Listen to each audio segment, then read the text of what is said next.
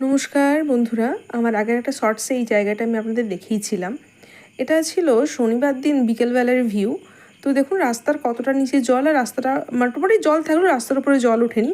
ঠিক সোমবার সকালবেলা এই অবস্থা, রবিবারের সারাদিনের এবং সারা রাতের বৃষ্টিতে কী অবস্থা দেখুন, আমার হাঁটু অবধি জল।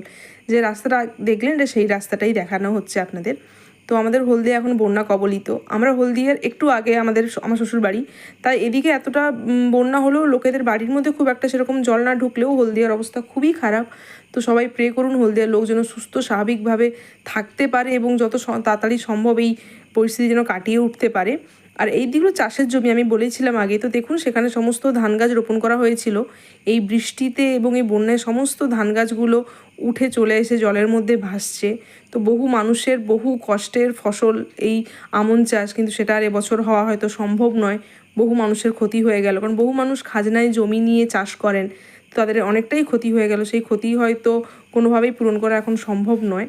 তার মধ্যে লোকজন মাছ ধরছে, সমস্ত পুকুর ডুবে গেছে, সবাই মাছ পাচ্ছে, সেগুলোই দেখতে একটু বেরিয়েছিলাম।